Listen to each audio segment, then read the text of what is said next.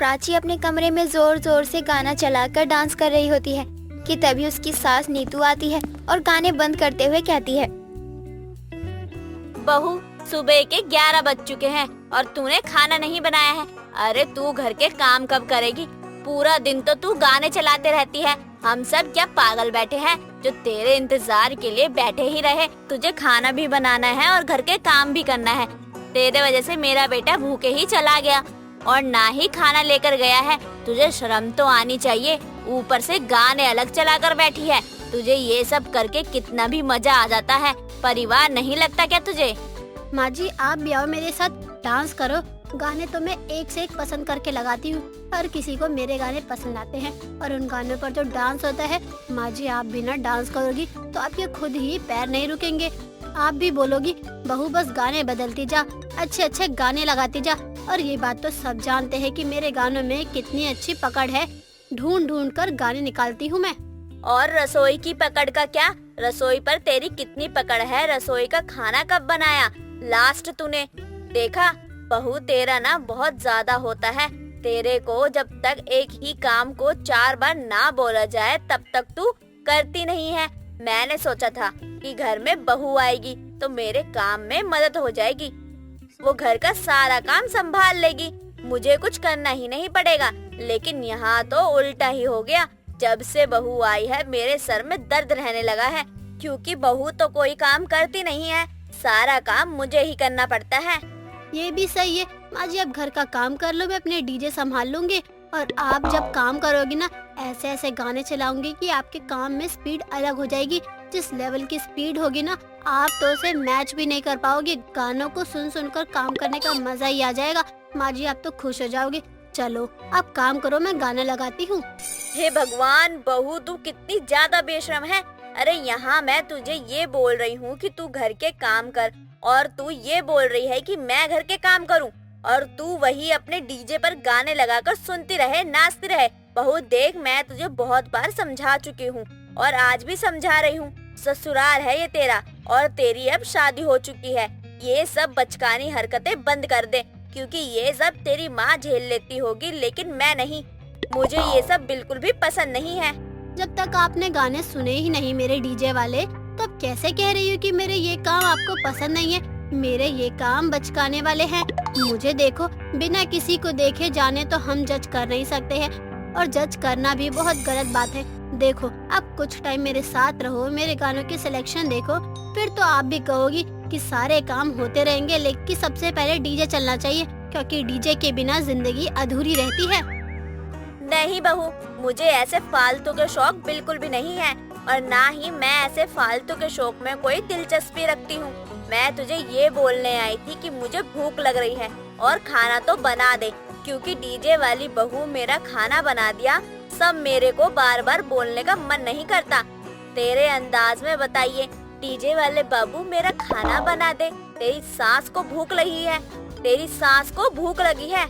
माँ जी आप तो अभी से मेरी वाइब मैच कर रही है, ये तो बहुत ही अच्छा है। मुझे नहीं पता था कि आप मस्त डीजे की बहू की सास हो। खैर कोई बात नहीं, आपने इतना बोल दिया तो मैं आपके लिए खाना ही बना देती हूँ, लेकिन खाना बनेगा तो मेरे डीजे के साथ ही। अब देख लीजिए, आपको अब भूखे रहना है या खाना खाना है? ठीक है बहू, मैं कुछ नहीं कह रही, लेकिन अब जल्दी से खाना बना दे, मुझे बार बार यहाँ आना ना पड़े। मुझे आने में भी गुस्सा आता है और तू है कि समझती नहीं।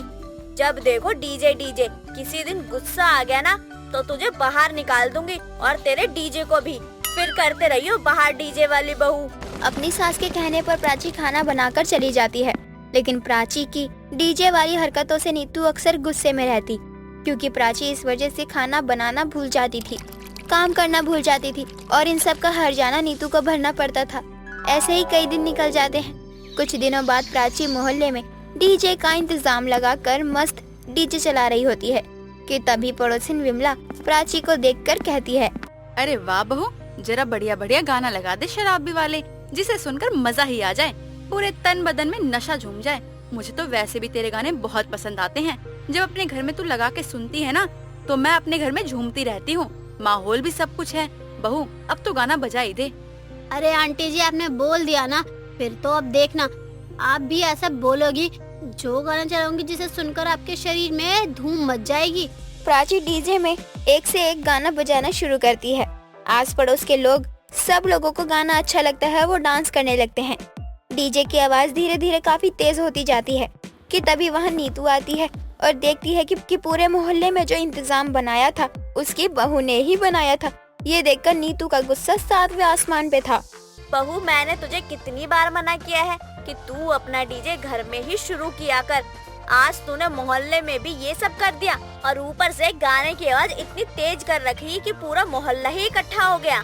तुझे देखने के लिए न जाने कहां से कितने कितने लोग आए थे। तुझे जरा सी भी शर्म नहीं आती? तू मेरी बदनामी करवा के मानेगी क्या? माँ जी, मुझे आपकी आवाज नहीं आ रही है। आपको खाना चाहिए ना, जाओ खाना घर में बनाया है वो खा लो। कल का खाना है, लेकिन आपका तो पेट भर जाएगा। अभी मैं अपने डीजे पर फोकस कर रही हूँ। लगता है ये ऐसे नहीं मानेगी, लेकिन मुझे भी तो कुछ करना ही पड़ेगा, वरना तो ये धीरे धीरे मोहल्ले में भीड़ जमा कर लेगी और सब लोग हमें ही देखते रहेंगे। मुझे अपनी और बदनामी नहीं करवानी है। एक काम करती हूँ, उसका डीजे ही बंद कर देती हूँ और इसे मैं घर में ही लेकर चली जाती हूँ, तब इसकी अकल ठिकाने आएगी। इसने तो मेरी नाक कटाने का जिम्मा ही उठाया हुआ है। पता नहीं कौन सी सजा दे रही है मुझे ये। नीतू डीजे बंद कर देती है। तुरंत प्राची को वो खींचकर जबरदस्ती घर लेकर आती है। घर में जाने के बाद नीतू गुस्से में अपनी बहू से कहती है, बहू, अपनी ये डीजे पंती छोड़ दे, वरना किसी दिन मैं तुझे ही घर से निकाल दूंगी। मोहल्ले में कितनी भीड़ हो गई थी, सब लोग अभी भी मजे ले रहे हैं, लेकिन बाद में सब मुझे ही ताने देते रहेंगे कि मेरी बहू की वजह से ये सब हो गया। लेकिन नहीं, तुझे कहाँ है मेरी बात सुनाई? लेकिन नहीं, तुझे मेरी बात सुनाई ही कहाँ देती है। अगर अब भी तुझे मेरी बात समझ में आ गई है तो ये सब छोड़ और जाकर मेरे लिए कुछ खाना बना दे। हर कोई मुझे ये कहता है कि डीजे वाली बहू मेरा गाना लगा दे, डीजे वाली बहू मेरा गाना लगा दे। और एक मेरी सास है जो हमेशा यही गाती है कि डीजे वाली बहू मेरा खाना लगा दे। अरे इतनी क्या भूख लगती रहती है आपको कि जब मेरे डीजे की आवाज आपके कानों में जाती है तो आपके पेट से आवाज आती है कि मुझे खाना चाहिए, भूख लगी है, भूख लगी है। मुझसे तो बदतमीजी मत करो, अभी मैं खाली मुंह ही चला रही हूँ। अगर ज्यादा बदतमीजी करेगी तो मेरा हाथ भी उड़ जाएगा। और फिर मत कहियो अपनी माँ को फोन करके कि मेरी सास ने मेरे को मारा। ऐसे कैसे कर सकती है? सारी गलतियों का कारण तो तू ही है और तू अच्छे से जानती है कि ये सब इतना भी ठीक नहीं जितना तू बताती रहती है। अरे घर में आराम से रह लिया कर, क्या दिक्कत हो जाएगी इसमें? नीतू के कहने पर प्राची खाना बनाने चली जाती है, लेकिन अभी प्राची नहीं सुधर रही थी। कुछ दिनों बाद वापस से प्राची रात के 12 बजे मोहल्ले में डीजे लगाकर गाना जोर जोर से चलाती है, लेकिन उस समय मोहल्ले वाले अपने घर से बाहर नहीं निकलते और प्राची की शिकायत पुलिस को कर देते हैं। आधी रात में पुलिस घर आती है और प्राची को इतनी जोर जोर से गाने चलाने के लिए पुलिस स्टेशन लेकर चली जाती है। ये बात नीतू को पता चलती है तो वो अपने सर पर हाथ रखते हुए कहती है, लो, जिस बात का मुझे अब तक डर था वही हुआ। डीजे वाली बहू अपनी हरकतों के चलते ही अंदर हो गई है। एक काम करूंगी, सुबह जाऊंगी, रात भर वहाँ पर डीजे करे, तभी समझ में आएगा। प्राची को अपनी गलती समझ में आती है, जिसके बाद वो डीजे वाली बहू नहीं बल्कि साधारण बहू बन जाती है। पूजा अपनी माँ रमा के साथ रहा करती थी, जिसे खाने में दाल चावल बहुत पसंद था। वो जब देखो अपने खाली समय में दाल चावल ही बनाया करती। एक दिन वो रसोई में दाल चावल बनाने में जुटी थी, तभी उसकी माँ रसोई में आती है। तू फिर आज दाल चावल बना रही है? अरे शादी वाला घर है, यहाँ 56 भोग बनाए जाते हैं, तू सादा दाल चावल बना रही है? कुछ और नहीं बना सकती क्या? माँ, मुझे बहुत जोर से भूख लग रही है। आपको तो पता ही है कि दाल चावल कितनी जल्दी बन जाता है, तो मैंने सोचा कि दाल चावल ही बना लेती हूँ। और वैसे भी ये सब ऊट पटांग खा खा कर मेरा पेट ही खराब हो गया। तू ये ना किसी अनजान को बोलेगी तो वो तेरी बातें मान भी लेगा, लेकिन मैं नहीं। मैं तुझे अच्छे से जानती हूँ। तू ये पेट के लिए नहीं बल्कि ये जल्दी बन जाता है, इसलिए तू यही बनाती है और इसे ही सबको खिलाती है। और तेरी वजह से ही इतने टाइम तक सबको ये खाना पड़ रहा है। माँ, अब कुछ दिनों की मेहमान ही तो हूँ मैं घर में, और अब आप ऐसे करोगी तो कैसे चलेगा? बस यही बोल बोल कर तो तू अपनी मनमानी कर रही है। तो करने दो ना माँ, मुझे अपनी मनमानी का खाना खाने दो, दाल चावल। तू ही खा अपना बनाया दाल चावल, मैं भी देखती हूँ ससुराल में हर रोज दाल चावल कैसे खाएगी। पूजा जितनी दाल चावल खुद खाती उतने ही अपने घर वालों और पड़ोसियों को भी खिलाया करती। लोग ऊब ना जाए इसलिए वो तरह तरह की दाल बनाया करती और उनके साथ चावल परोस दिया करती। और कुछ दिनों में ही उसकी शादी होती है और वो अपने ससुराल में आ जाती है, लेकिन अपनी दाल चावल की आदत को कम नहीं करती।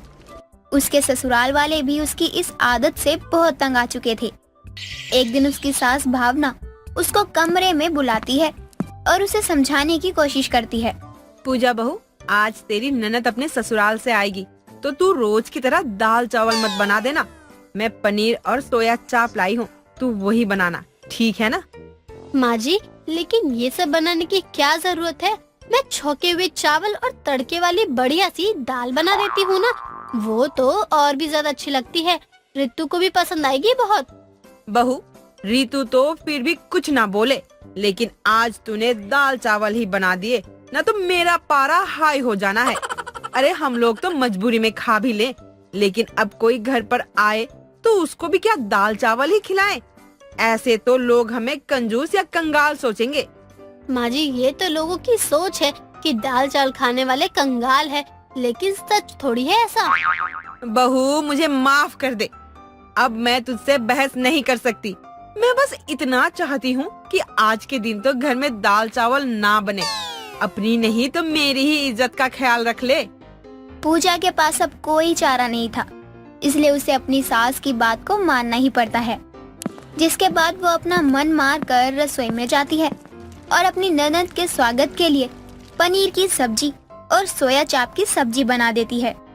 जिसके बाद में उसकी ननद आती है तो वो उसका बहुत अच्छे से स्वागत करती है।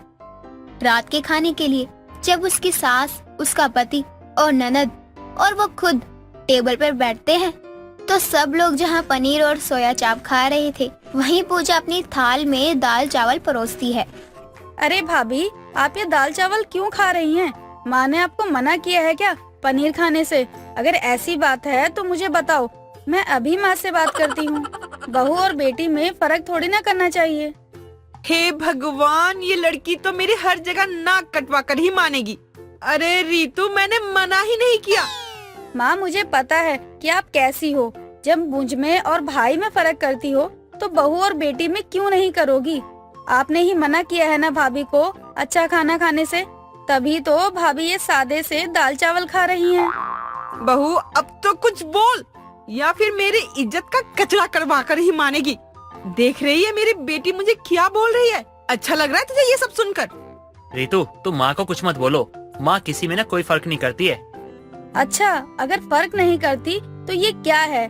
भाभी दाल चावल क्यों खा रही हैं? हमारी तरह पनीर या सोया चाप क्यों नहीं खा रही हैं? भाभी, आप डरो मत, मैं हूँ ना आपके साथ। नहीं ननद जी, आप गलत समझ रही हो, ऐसी बात नहीं है। ऐसी बात नहीं है तो खाओ हमारे साथ अच्छा अच्छा खाना। आप क्यों नहीं खा रही हो ये सब? वो मुझे दाल चावल बहुत पसंद है, बस इसीलिए मैं दाल चावल खा रही हूँ। क्या दाल चावल पसंद है? अरे दाल चावल किसको पसंद आता है इतना? माँ, भाभी सच बोल रही हैं क्या? अरे नहीं तो क्या, मैं तो खुद परेशान हो गई हूँ बहू की इस आदत से। हर रोज दाल चावल खाती है और बहू की वजह से हमें भी खाना पड़ता है। वो तो भला हुआ तू आ गई, वरना आज भी हमें ये ही नसीब होता। रीतु भी अपनी भाभी की अजीब सी दाल चावल खाने वाली आदत को देखकर बहुत हैरान होती है कि कोई इंसान रोज रोज दाल चावल आखिरकार कैसे खा सकता है। लेकिन फिर भी पूजा की आदत में कोई भी सुधार नहीं आता और वो तीनों टाइम दाल चावल ही खाया करती। एक दिन की बात है जब सारा परिवार घूमने जाने का मन बनाता है और वो लोग घूमने के लिए निकलते हैं और बहुत मजे करते हैं। तभी आदित्य बोलता है, माँ, आपको पता है, मैंने सुना है यहाँ के छोले भटूरे ना बहुत अच्छे होते हैं। चलिए आप दोनों को खिलाता हूँ मैं। नहीं, मुझे छोले भटूरे नहीं खाने। कल भी मैंने दाल चावल नहीं खाया था और आज भी ना खाऊं। नहीं, मुझे ये सब नहीं खाना है, मुझे तो बस दाल चावल ही खाना है। बहू, ये क्या जिद लगा रखी है तूने? अरे कहीं बाहर आए हैं तो हमें यहाँ भी तो मशहूर चीजें खानी चाहिए ना। आदित्य बेटा चल छोले भटूरे खाते हैं। माँ अभी तो पूजा कुछ नहीं कहेगी, लेकिन बाद में जब घर जाएगी ना तो बोलेगी मुझे नहीं खाना था वो, मुझे तो वो खाना था। और ये भी कहेगी कि माँ की सुनते हो, मेरी तो सुनते ही नहीं। हाँ तो कुछ गलत थोड़ी बोल रही हूँ मैं। अरे पता नहीं वो लोग कैसे बनाते होंगे, हम ऐसे ही कुछ भी थोड़ी खा सकते हैं। दाल चावल खाएंगे तो सही भी रहेगा ना। बहू बहुत साफ सुथरा खाना खा लिया है। अरे कभी कभी बाहर का भी खाना चाहिए, और वो जरूरी थोड़ी है कि गंदी तरह बनाए। आदित्य हमें अच्छी जगह ही ले जाएगा। माँ जी फिर भी अगर आप लोगों को छोले भटूरे खाने हैं तो आप चले जाओ, लेकिन मैं कहीं नहीं जाऊंगी। मुझे तो दाल चावल ही खाने हैं, और अगर दाल चावल नहीं मिला तो मैं कुछ भी नहीं खाऊंगी। जिद क्यों कर रही हो तुम? हाँ रोज तो खाती हो ना दाल चावल। अरे एक दिन बाहर का खा लोगी तो क्या हो जाएगा, खा लो ना। अरे आप मुझे क्यों समझा रहे हो? मुझे नहीं खाना दाल चावल के अलावा कुछ भी। तो ये बात आपको समझ क्यों नहीं आ रही है? आप जाओ ना अपने छोले भटूरे खाने। पूजा तुम ऐसा क्यों कर रही हो? माँ आप कुछ कहती क्यों नहीं से? देख रही हो कैसे ड्रामे किए जा रही है ये। और अब मैं गुस्सा करूंगा तो अब मुझे कहोगी गुस्सा क्यों कर रहा है। मैं पहले ही बता रही हूँ, मैं खाऊंगी तो बस दाल चावल ही खाऊंगी, भले ही मुझे चक्कर क्यों ना आ जाए, कुछ और नहीं खाऊंगी मैं। आदित्य एक काम कर बेटा, चल अब घर वापस चलते हैं। इस दाल चावल की बेटी के साथ तो कहीं बाहर भी नहीं जा सकते। जब देखो दाल चावल करती रहती है। चल चल घर चल। पूजा की सास को भावना की यह हरकत देखकर उस पर बहुत ज्यादा गुस्सा आता है कि भावना ने सबका ही मजा खराब कर दिया। लेकिन ऐसे में पूजा कुछ देर के लिए उदास होती है, लेकिन उसके बाद भी अपनी हरकतों से बाज नहीं आती और रसोई में जाकर दाल चावल बनाती है और मजे से खाती भी है। अब उसके ससुराल वाले उसकी इस आदत से बहुत दुखी हो गए थे और एक दिन उसकी सास भावना उसे सबक सिखाने की सोचती है। बहू आज ना तू कम से कम 50 लोगों के लिए दाल चावल बना दे। इतने सारे लोगों के लिए दाल चावल? माँ जी घर में कोई फंक्शन है क्या? नहीं वो मैं सोच रही थी क्यों ना हम गरीब बच्चों को दाल चावल दे आए, कितना पुण्य का काम होगा ना। ठीक है तू शाम तक ये सब बना कर रख। माँ जी देना ही है तो कुछ अच्छी चीज दो ना। ये क्या दाल चावल, वो भी कोई देने की चीज है क्या? बहू ये तू क्या बोल रही है? तुझसे ज्यादा दाल चावल तो शायद किसी को पसंद नहीं होगा और तू ही ऐसे बोल रही है। चल अब बातें मत बना और दाल चावल बना। पूजा आखिर हैरान हो जाती है कि वो इतने सारे लोगों के लिए दाल चावल आखिरकार कैसे बना पाएगी। लेकिन फिर भी वो अपना मन मार कर रसोई में जाती है और सभी मेहमानों के लिए दाल चावल बनाने लगती है। लेकिन इतने सारे दाल चावल बनाते बनाते उसका मन उबने लगता है और वो दाल चावल बनाकर परेशान हो जाती है।